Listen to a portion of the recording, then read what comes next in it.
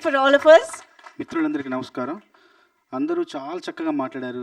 రాజు గారు, ప్రియదర్శన్ గారు అందరూ కూడా అందరూ మనసు లోతుల్లోంచి మాట్లాడినట్టుగా అనిపించింది. ఎవరు కూడా ముందు అనుకోరు కాదు, అప్పటికప్పుడు వాళ్ళ మనసులో ఏమనిపించిందో అది చాలా చక్కగా చెప్పారు. గట్టిగా మాట్లాడితే గాలిలో మనకు కనబడని సూక్ష్మక్రిములు కూడా గాయమవుతాయేమో అని చెప్పేసి అంత నెమ్మదిగా అంత సున్నితంగా మాట్లాడతారు రాజుగారు. ఒక వ్యక్తిగా ఆయన హృదయం వెన్న, కానీ దర్శకుడిగా ఆయన హృదయం వజ్రం. ఒక దృఢ సంకల్పం, ఉక్కు సంకల్పంతో సినిమాలు చేస్తారు. నేను ఎప్పుడు నమ్మేది ఏంటంటే, నిజాయితీ అనేది పైనుండి కిందికి ప్రవహిస్తుంది జలపాతంలాగా.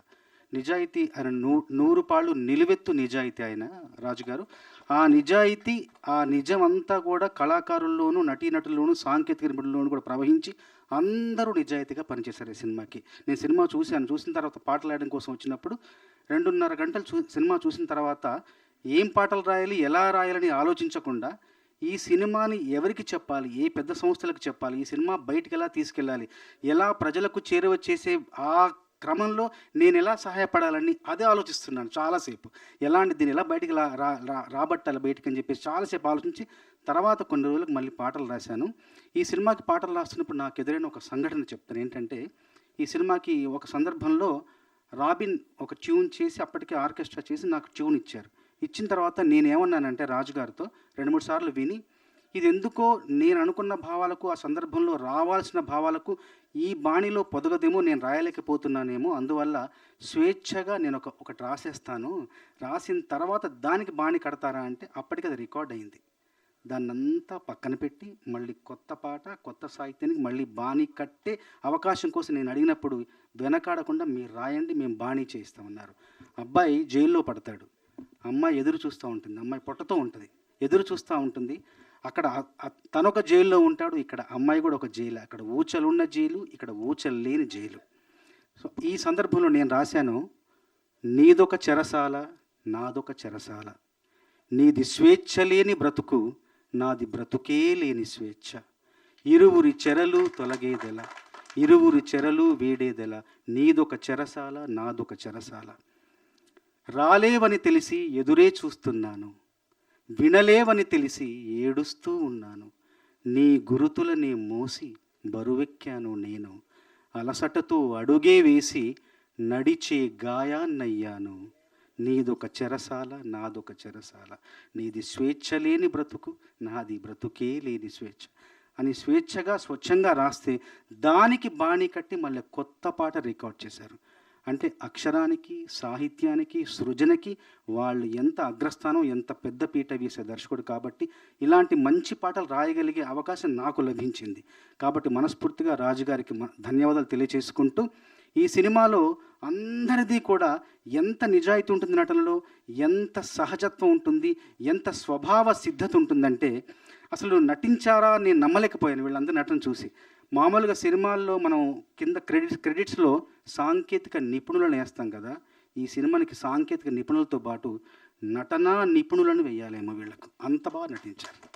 అసలు తేజ, తన్మయి అసలు ఏంటి వాళ్ళు, అసలు నిజమైన జీవితంలో నుంచి మనం చూస్తున్నామా, దొంగచాటికి వాళ్ళని ఇలా చూస్తున్నామా, వాళ్ళ జీవితం ఒక పక్కన నడుస్తూ ఉంటే మనం పక్క నుంచి గమనిస్తున్నామన్న అంత సహజంగా, అంత తర్వాత తన వాచకం ఎంత బాగుందంటే, ఎంత చక్కగా మాట్లాడుతున్నారు. అసలు లాయర్ అంటే లాయర్లానే మాట్లాడారు. తర్వాత చూస్తే ఆయన తర్వాత అందరినీ క్యాస్టింగ్ చేసే డైరెక్టర్ అంట.